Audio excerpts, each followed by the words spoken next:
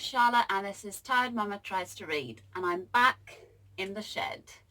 Why not? I feel like I need a little bit of joy, and the other day we came in and we kind of cleaned everything, we swept everything out, and I got rid of some of the spiders' webs that I felt were not being used by actual spiders anymore. There's still an amazing web here that I think is slightly out of shot, which is kind of like some sort of cityscape for spiders. I've left that, and I feel like there is a very large one somewhere in the corner, so he or she will be very happy with that. So yeah, this is a bit of a book vlog, a kind of a wrap up. I cannot remember what happened at the start of March, and I don't really want to think about what's happening now. So I'm just going to talk about the last 2 books I've read that have really taken me out of myself. They've been the only books I've really managed to focus on, and I think the best tip I can give you is just to go easy on yourself, and if you don't want to read, then just don't. But the first one I read was Animals at Lockwood Manor. So this is a really gorgeous edition. This is Jane Healey. I hope you can see this. Let me pop it here to see if that's any better. This is a really beautiful edition. It's got this amazing set of illustrations with, I think some of these are hummingbirds, some sort of swallow, and this manor house with some Black Panther type things down the bottom. It's gorgeous. It's not a Charlotte book, typically, as some of you may know. Just the look of it, you can see it's the sort of thing that's going to be in the charts. It's going to be probably quite plotty. It's not going to tax the brain too much, which is fine, but it just never, those books I always seem to get really bored with. I enjoy them at the start, and then I just think, oh, you know, as much as I wanted to escape, now I want to know something else. So anyway, but I really love this, and it was the perfect tonic for what we're going through at the moment. So it's set in an old manor house where, and it's set during World War II, which was weirdly sort of excellent in the sense of that there was that sense of crisis in the background that didn't really relate to what we're going through now, but kind of made you feel like you were, I don't know, it made me feel sympathetic somehow to what the characters were going through.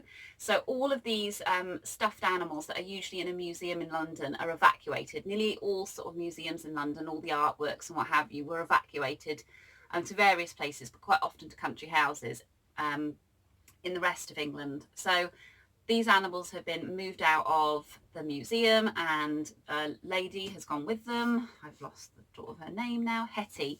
She is the curator and wants to prove herself, and she's really plucky. She's your kind of stereotypical, non-stereotypical heroine, if you get what I mean. And when she gets there, she realizes that it's going to be a lot harder to look after these animals because there's something else going on at Lockwood Manor.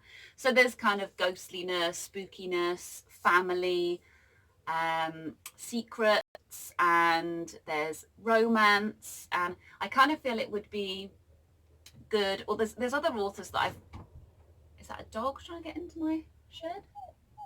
Yes, it is a dog. Let me just see. Get in. Right. He's now, oh, he's wobbling the camera. Okay. Do you want to come and sit here? There we go. Right, sit down. Good boy. So I've not read many books like this because, as I say, it's not really my thing. But I've read people like Sarah Waters, Diane Setterfield. I read that one, The Familiars, was that Stacey Hall's? And I enjoyed this better than all of those. Okay, so I'm not the person that's ideal for reviewing this book, but I really enjoyed it. And Jane Healey seems super nice on Instagram, very chatty, which is really, really nice.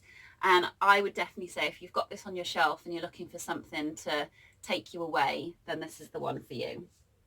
Okay, then I read Eddie Izzard's Believe Me. So if you don't know who Eddie Izzard is, he's a British comedian.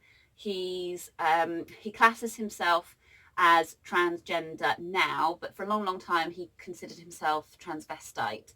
And he says that he's got boy mode and girl mode. He also calls himself a male lesbian. So he's really interesting in the fact that how he defines himself. And I've always loved his comedy.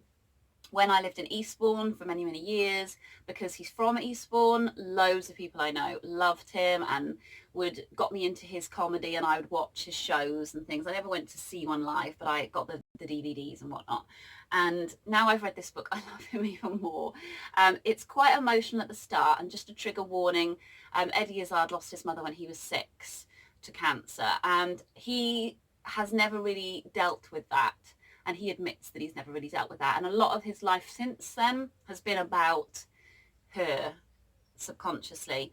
And he tells it in a really beautiful way. It's so moving, and not, there's not chapters and chapters of tragedy. He deals with it with his own amazing humor a lot of the time, but it does bring a tear to the eye, and as it should. So there's just a warning there. But the rest of it's amazing. It's just a real insight into somebody who quite often says that he wasn't very good at anything, and he still does all these amazing things. And if you don't know the sort of things he's done, I mean, he's performed in pretty much every country in the world. He performs in French and Spanish, I think maybe even Italian as well. He's run 27 marathons in 27 days. He's been in films with people like George Clooney, and this is all from a young boy who desperately tried to get parts in school plays, and nobody would give them to him, didn't really think of himself as funny. And he just says, there's nothing special about me apart from the fact that where other people seem to doubt themselves, I just thought, no, I'm going to do it. And I don't usually like that sentiment, but the way, don't you start barking. God, he's beyond years. There's a pigeon out there, I think. Where other people lacked doubt but had enormous ability, he feels he didn't have any ability but lacked no doubt. And of course he does have enormous ability, but he's just that perfect level of humble where he tells you what he did and, isn't too British about it, but he also says you could do this in a way that I quite liked his message. So I really enjoyed that. I've also been using my book, The Fragrant Pharmacy by Valerie Ann Warwood.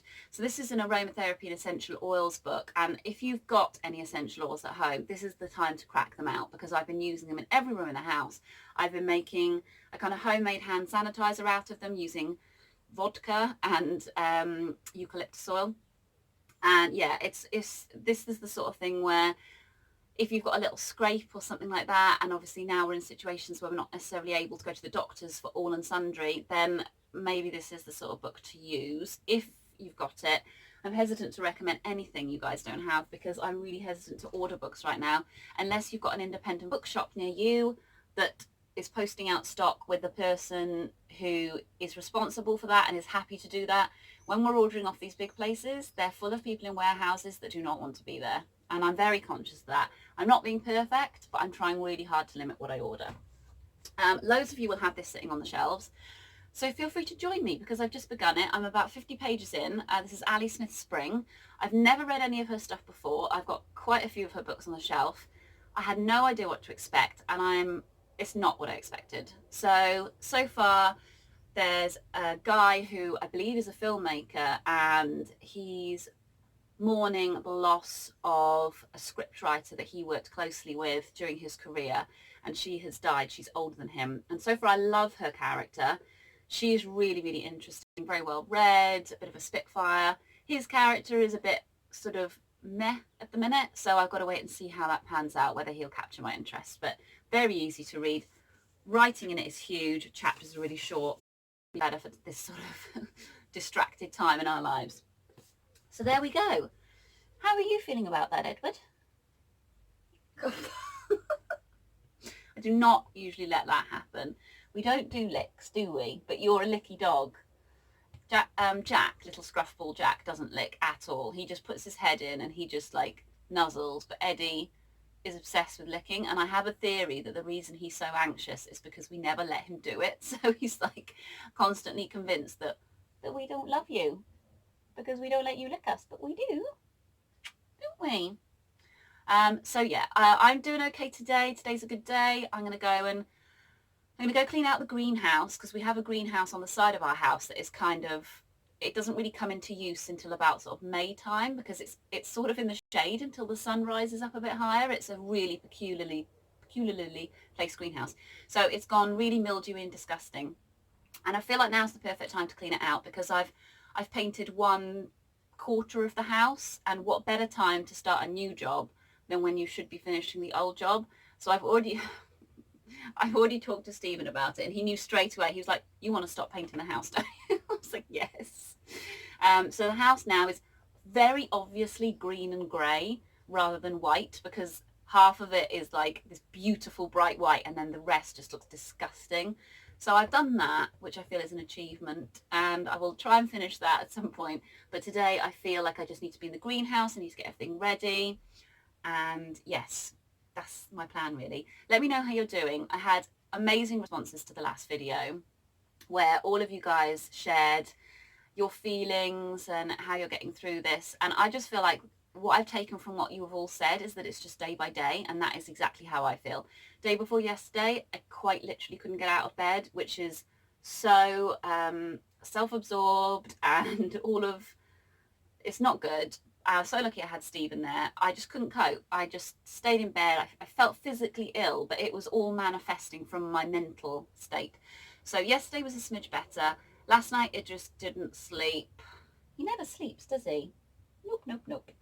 So I'm sometimes when I'm on like severe lack of sleep, I almost sort of find this last bit of energy. And today I've got that, so I'm going to clean, and then hopefully tonight he's going to sleep. Okay, right, I'm going to go now. You going to say bye-bye? Bye-bye. See you soon. Bye.